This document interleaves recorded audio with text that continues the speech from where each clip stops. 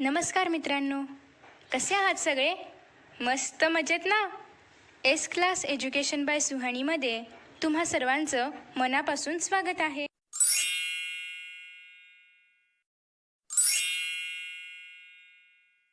मित्रांनो, आज आपण पाहतोय इयत्ता 10वी English 2.4 an epitome of courage.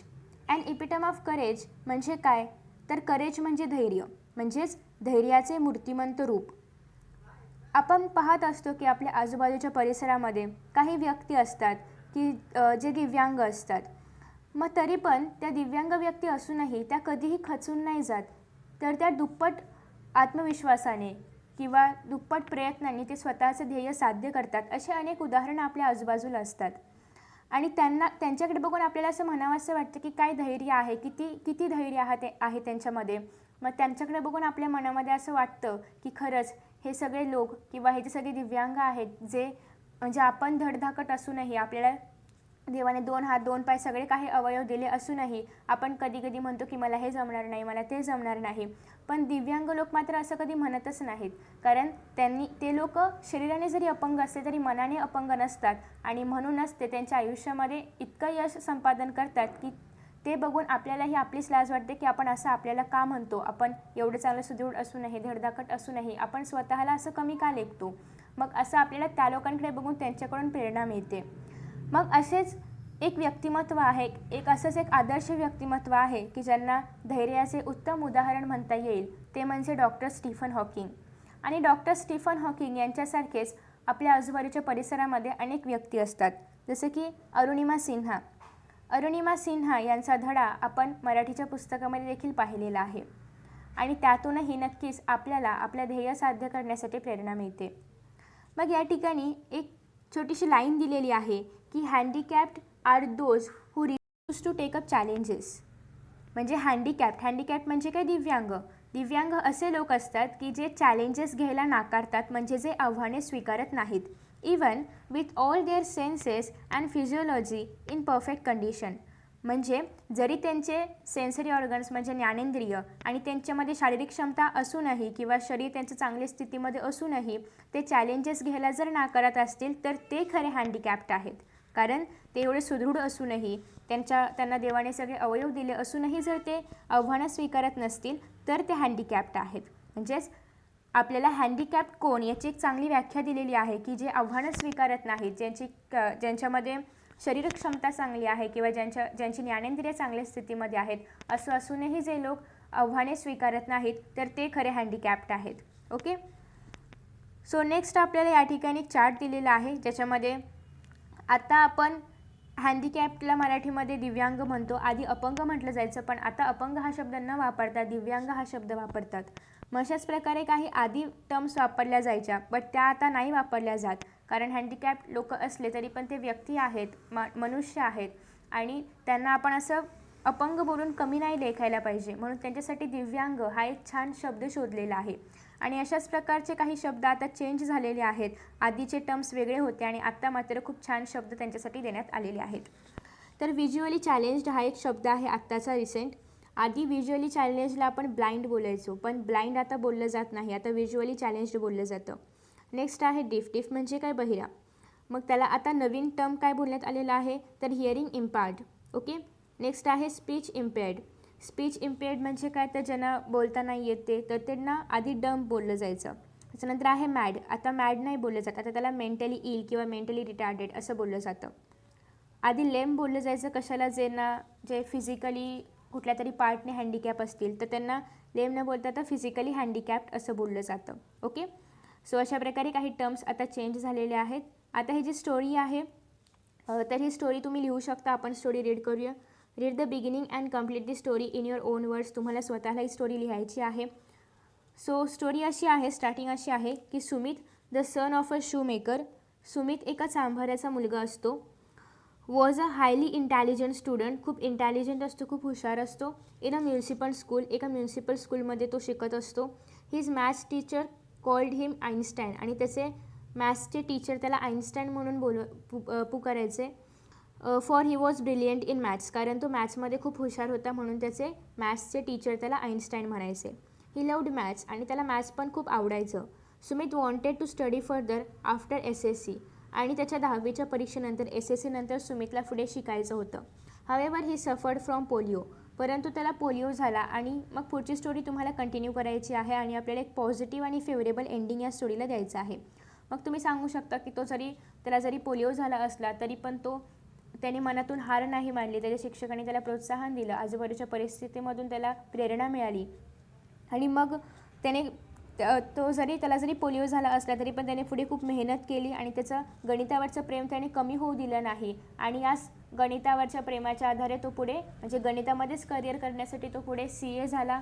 CA होऊन त्याने कशाप्रकारे चांगलं काम केलं ते तुम्ही सांगू शकता. आणि खाली तुम्ही मोरलमध्ये असं पण लिहू शकता की हँडिकॅप लोक जे होतात तर ते हँडिकॅप शरीराने होतात, मनाने होत नाहीत, असं तुम्ही खाली लिहू शकता. टायटल वगैरे तुम्हाला जे सुटेबल वाटेल ते. Okay.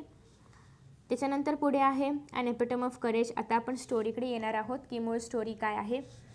And epitome of courage म्हणजे काय, तर धैर्याचे मूर्तिमंत उदाहरण किंवा धैर्याचे मूर्तिमंत रूप. We often tend to hide behind our weaknesses, disabilities, handicaps or mourn over them our whole life through. म्हणजे काय, तर आपण नेहमी आपल्या कमतरता काय आहे, विकनेस म्हणजे आपल्या कमतरता काय आहे, डिसॅबिलिटीज म्हणजे आपल्यामध्ये काय कमी आहे किंवा दुबळेपणा, हँडिकॅप्स म्हणजे अपंगत्व, तर या सगळ्याच्या मागे आपण अडून राहतो आणि लपून राहण्याचा प्रयत्न करतो आणि आपण त्याच्यावरती मोर म्हणजे काय, फील सॉरी फॉर, शोक करत राहणे आणि त्याच्यासाठी आपण शोक करत राहतो. Doctor Stephen Hawking, one of the greatest scientist of this century, did not do so. पण डॉक्टर स्टीफन हॉकिंग जे या सेंचुरीमधले सगळ्यात ग्रेट सायंटिस्ट होते त्यांनी मात्र असं केलं नाही. म्हणजे त्यांच्यामध्ये काही विकनेसेस होते, डिसॅबिलिटीज होत्या, ते हँडिकॅप होते, तरी पण ते कधी असं त्याच्यासाठी त्यांना असं शोक करावा असं नाही वाटला. तर ते त्या परिस्थितीमधूनही धैर्याने खंबीरपणे उभे राहिले आणि ते ग्रेट सायंटिस्ट झाले. म्हणजे डॉक्टर स्टीफन हॉकिंग यांनी दुबळेपणा किंवा अपंगत्व आल्यामुळे कधीही त्याच्याबद्दल शोक नाही केला किंवा कधीही ते खचून नाही गेले. In spite of suffering from a very rare and dreaded disease. म्हणजे त्यांना खूप रेअर म्हणजे खूप असा दुर्मिळ आणि जीवघेणा किंवा जीवावर बेतणारा असा आजार झाला होता की ज्यातून त्यांचं जगणं शक्य नव्हतं. असा आजार होऊनही ते कधीही डगमगले नाहीत, तर ते धैर्याने उभे राहिले आणि ते ग्रेटेस्ट सायंटिस्ट झाले. Doctor Hawking continued his research undaunted म्हणजे अविचलितपणे त्यांनी स्वतःचं कार्य हे चालूच ठेवलं, रिसर्च करणं चालूच ठेवलं, जरी त्यांना एक खूप रेअर असा डिसीज झाला असला तरी पण. His exemplary courage should inspire us to do our best even under trying circumstances. आणि त्यांचं हे जे प्रेरणादायी धैर्य होतं तर हे नेहमीच आपल्याला आपलं ध्येय साध्य करण्यासाठी किंवा आपल्या संकटातून बाहेर पडण्यासाठी आपल्याला प्रेरणा देत राहील. Exactly 300 years after the death of the great scientist Galileo, Dr. Stephen Hawking was born in Oxford, London on the 8th day of January 1942. म्हणजे ग्रेट सायंटिस्ट गॅलिलिओ यांच्या मृत्यूनंतर बरोबर 300 वर्षांनी 8 जानेवारी 1942 साली डॉक्टर स्टीफन हॉकिंग यांचा जन्म झाला होता. कुठे? लंडनमधील ऑक्सफर्ड येथे. Little did his parents know that one day their little boy would be held as one of the greatest scientist of this century. आणि त्याच्या पालकांना लहानपणी वाटलंही नव्हतं की आपला हा जो लहान मुलगा आहे तर तो पुढे जाऊन त्याचा गौरव या शतकातला एक ग्रेट सायंटिस्ट असा होईल, असं त्यांच्या पालकांना त्याच्या लहानपणी वाटलंही नव्हतं. हेल्ड म्हणजे गौरवलं जाईल, ओके, एक्लेम्ड किंवा मानलं जाईल. Neither could anybody imagine that his mind would soar up into space like light. आणि कुणीही अशी कल्पना केली नव्हती, कुणीही असं इमॅजिन केलं नव्हतं की त्याच्या बुद्धीच्या तेजाने आसमंत उजळून जाणार आहे. अँड मोर इम्पॉर्टंटली म्हणजे त्याहूनही महत्त्वाचे की नन कुड predict that he would be the very epitome of courage. आणि कुणीच हे पण प्रेडिकेट नव्हतं केलं, कुणीच याचा पण अंदाज लावला नव्हता की एक दिवस हे जे स्टीफन हॉकिंग आहेत तर ते धैर्याचे मूर्तिमंत उदाहरण होतील किंवा धैर्याचा एक महामेरू होतील. Courage is a wonderful thing. म्हणजे करेज ही एक खूप विलक्षण अशी गोष्ट आहे.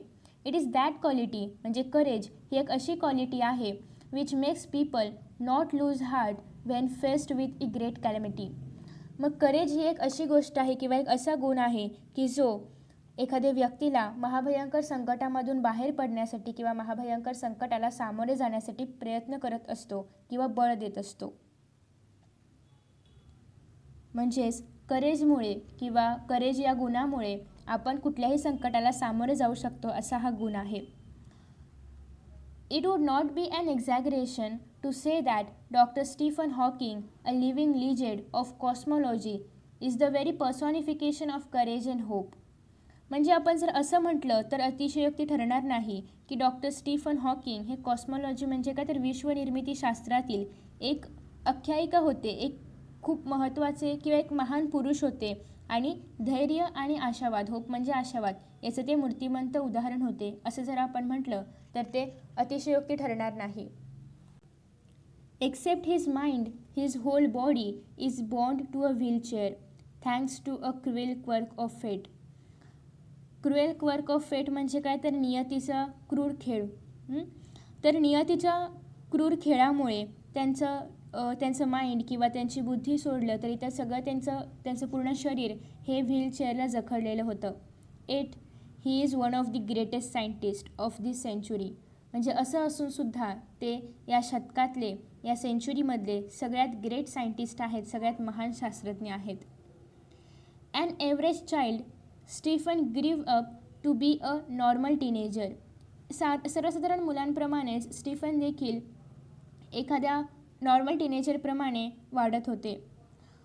फुल of mischief and lots of love for music and mathematics.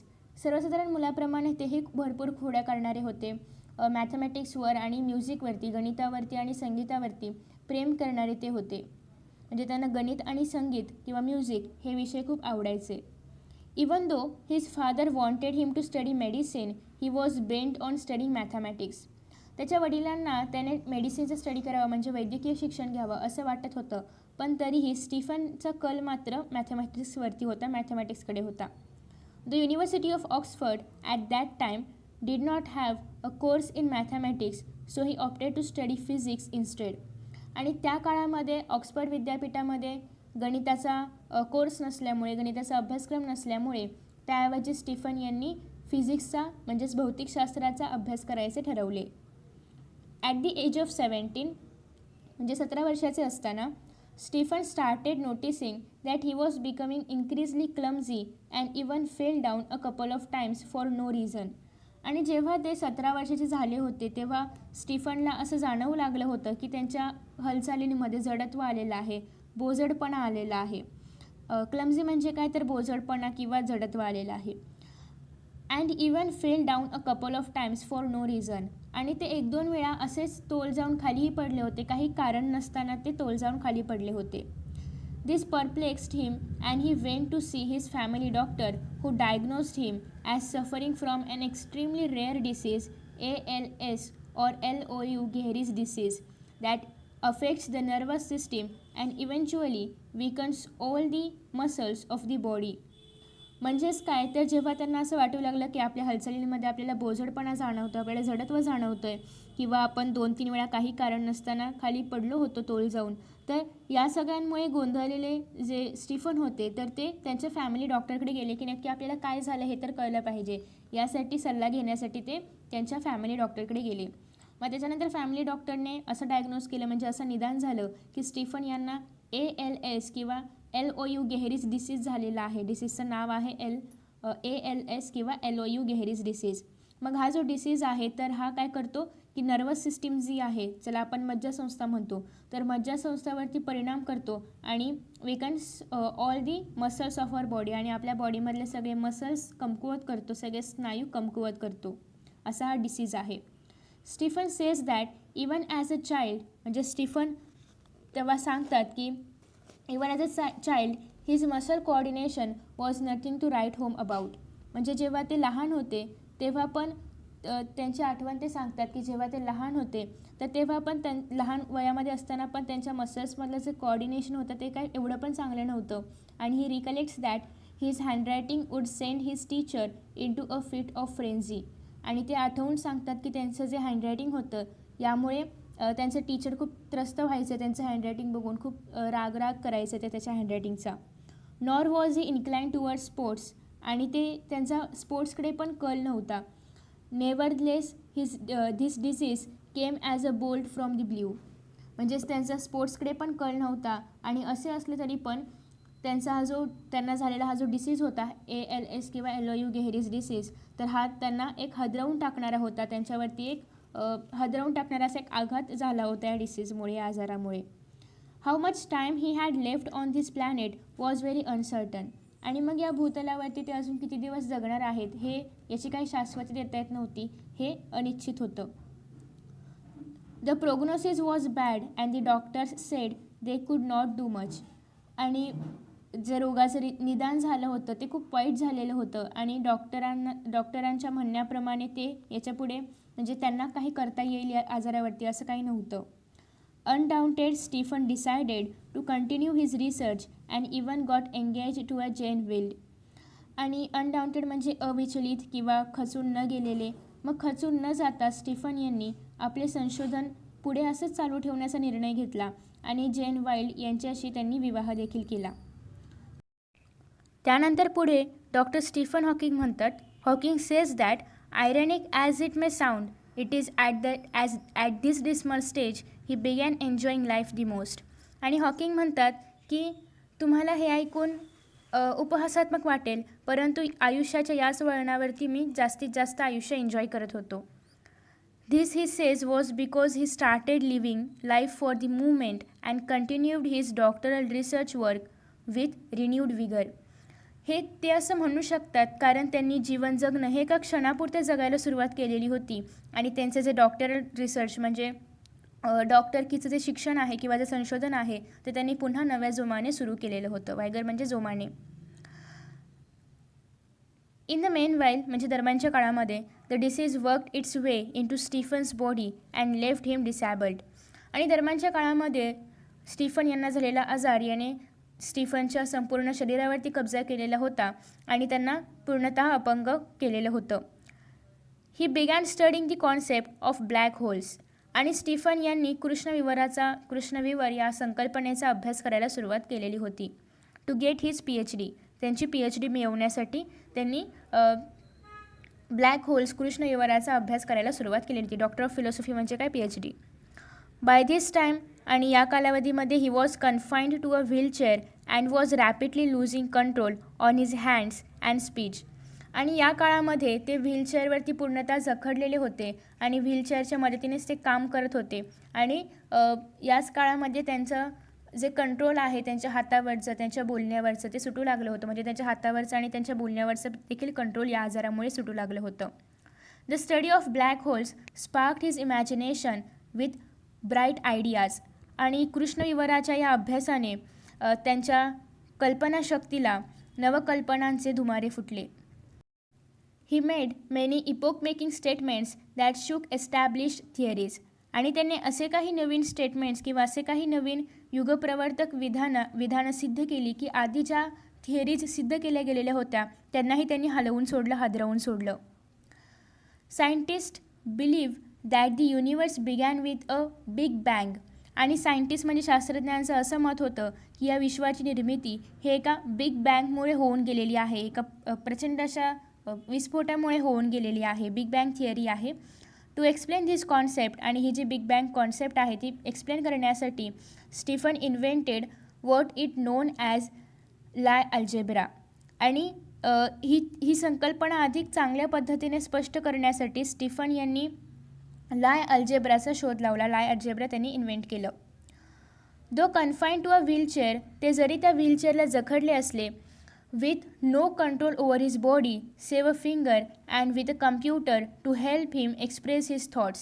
आणि त्यांचं पूर्ण शरीर त्या व्हीलचेअरला जरी जखडलं गेलेलं असलं तरी पण त्यांचं एक बोट मात्र जखडलं गेलेलं नव्हतं. आणि त्या बोटाच्या सहाय्याने आणि कम्प्युटरच्या सहाय्याने ते त्यांचे सगळे जे थॉट्स होते किंवा जे सगळे विचार होते ते मांडू शकत होते. त्याच्यानंतर पुढे आहे doctor Hawking is an authority on profound subjects of science. आणि डॉक्टर हॉकिंग प्रोफाऊंड म्हणजे खूप गहन अशा विषयांवरती. तर डॉक्टर हॉकिंग विज्ञानातील गहन अशा विषयांमध्ये एक अधिकारी असे व्यक्ती आहेत. Numerous honorary doctorates and awards have been bestowed on him. आणि असंख्य असे डॉक्टरेट्सच्या पदव्या आणि खूप पुरस्कार त्यांना बहाल करण्यात आलेले होते. He is a fellow of the royal society and a member of the US National Academy of sciences. Fellow म्हणजे काय, तर ते त्या समितीचे सदस्य आहेत. म्हणजेच डॉक्टर स्टीफन हॉकिंग हे द रॉयल सोसायटीचे सदस्य आहेत, फेलो आहेत आणि त्याचबरोबर ते US नॅशनल अकॅडमीचे देखील मेंबर आहेत. US नॅशनल अकॅडमी ऑफ सायन्सचे देखील ते मेंबर आहेत. In spite of being considered Einstein's equal in intelligence, doctor Hawking is a very humble man. जरी त्यांची बुद्धिमत्ता ही आईन्स्टाईनच्या तुलनेची समजली जात असली तरी पण डॉक्टर स्टीफन हॉकिंग हे अतिशय हंबल आहेत, अतिशय विनम्र आहेत. A simple down to earth man, एक खूप साधे आणि डाऊन टू अर्थ म्हणजे खूप विनम्र असे डॉक्टर स्टीफन हॉकिंग आहेत. A simple down to earth man, he has authored many books dealing with his awesome ideas keeping a layman in mind. म्हणजे त्यांनी खूप अशा पुस्तकं लिहिलेली आहेत त्याच्यामध्ये त्यांनी स्वतःच्या खूप उत्कृष्ट अशा आयडियाज त्याच्यामध्ये त्यांनी लिहिलेले आहेत आणि ते सामान्य व्यक्तीलाही कळेल, म्हणजे जे वैज्ञानिक नाही आहे अशा सामान्य व्यक्तींना पण कळेल असे विचार त्यांनी त्यांच्या त्या पुस्तकांमध्ये मांडलेले आहेत. His writing is full of with and humour. आणि त्यांनी जे लिखाण केलेलं आहे त्याच्यामध्ये त्यांनी असं ह्युमर म्हणजे थोडंसं विनोद पण टाकलेला आहे आणि ते थोडंसं मार्मिक पण लेखन त्यांनी केलेलं आहे. म्हणजे त्यांचं लेखन हे मार्मिक आहे आणि त्याचबरोबर त्याच्यामध्ये विनोद पण आहे, विनोदी पण आहे. He style is so lucid that non scientist can also understand him. आणि त्यांची जी लेखनशैली आहे ही खूप साधी, सोपी आणि सरळ आहे की जे सायंटिस्ट नाही आहेत ते पण त्यांना ते काय लिहिले ते समजू शकतील. His book a brief history of time is one of the best selling books of our times. आणि त्यांचं एक पुस्तक आहे a brief history of time. हे जे पुस्तक आहे हे सर्वाधिक म्हणजे या काळामध्ये खपल्या जाणाऱ्या जे जास्त पुस्तक आहे त्यातील एक पुस्तक आहे, म्हणजे सर्वाधिक खपाचं हे पुस्तक आहे. On being asked how he feels after having the dreadful ALS. म्हणजे जेव्हा डॉक्टर हॉकिंग यांना विचारले गेले की तुम्हाला ALS सारखा भयंकर आजार जडलेला आहे तर त्याविषयी तुम्हाला काय वाटते किंवा त्याच्याबद्दल तुमचं काय म्हणणं आहे. Doctor Hawking the quintessence of optimism and hope. म्हणजे डॉक्टर हॉकिंग हे एक उत्कृष्ट असे उदाहरण आहेत कशाचे तर आशावादाचे. आणि ते म्हणतात की not very different from the rest. म्हणजे इतर लोकांप्रमाणेच मला वाटलं की मी काही वेगळा आहे किंवा मी कोणी वेगळा आहे असं काही मला वाटलं नाही, म्हणजे इतरांप्रमाणेच मला वाटलं. I try and lead as normal a life as possible. आणि जेवढं नॉर्मल जीवन मला जगता येईल, जेवढं सामान्य जीवन मला जगता येईल तेवढं मी सामान्य जगण्याचा प्रयत्न केला होता. आणि and not think about my condition. आणि माझी जी परिस्थिती आहे याच्यावरती मी विचार नाही करायचा असं ठरवलेलं होतं. As regret the things it prevents me from doing which are not many. आणि असा विचार केल्यामुळेच मला ज्या गोष्टी करता येत नाहीत त्याबद्दल मी खेद नाही करत. Doctor Hawking firmly believes that in the next millennium, science will discover the core secrets of the universe, its origin, its history, and maybe even predict its ultimate demise. म्हणजे पुढच्या काही हजारो वर्षामध्ये विज्ञानाला विश्वाची काही रहस्य उलगडता येतील, जसं की ओरिजिन म्हणजे विश्वाचा उगम कधी झालेला होता किंवा विश्वाचा नाश कधी होणार आहे हे देखील याचा देखील अंदाज पुढच्या काही हजारो वर्षांमध्ये काढता येईल असे डॉक्टर स्टीफन हॉकिंग यांचं मत आहे. Like doctor Hawking there are many people who display exemplary courage in their lives. आणि डॉक्टर स्टीफन हॉकिंग यांच्याप्रमाणे असे अनेक उदाहरणं आहेत किंवा असे अनेक व्यक्ती आहेत, असे अनेक लोक आहेत की ज्यांच्यामधून जे धैर्याचे मूर्तिमंत असे उदाहरण आहेत. Let us salute all those brave peoples. आणि आपण अशा सगळ्या ब्रेव्ह पीपल्सला सॅल्यूट करूया who in spite of being disabled strive to do their best.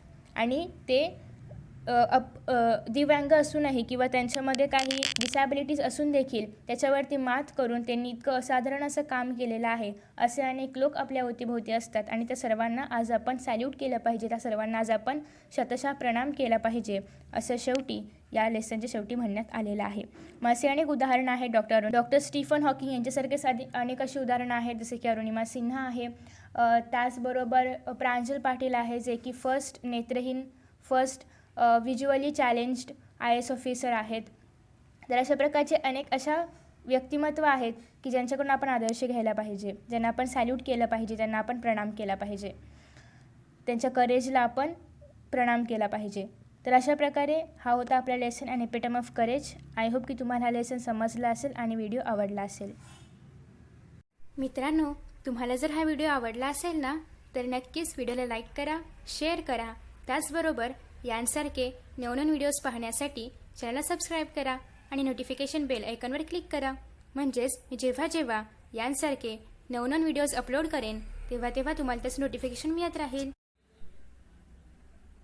मित्रांनो, असेच छान आणि मस्त व्हिडिओ या चॅनलवरती अवेलेबल आहेत. त्याचबरोबर 10th स्टँडर्डच्या सर्व विषयांचे व्हिडिओज देखील अवेलेबल आहेत आणि हे सगळे व्हिडिओज पाहण्यासाठी डिस्क्रिप्शन बॉक्समध्ये ज्या लिंक्स दिलेल्या आहेत त्यावर तुम्ही क्लिक करून हे सगळे व्हिडिओज पाहू शकता. चला तर मित्रांनो, आता या ठिकाणी आपण इथेच विश्रांती घेऊया. पुन्हा भेटूया नवीन पाठासोबत, नवीन व्हिडिओसोबत, नवीन टॉपिकसोबत. तोपर्यंत पाहत रहा S class education by Suhani, तेही सुहानी सूर्यवंशी या चॅनलवरती. So friends, thank you so much for watching this video. See you in next video.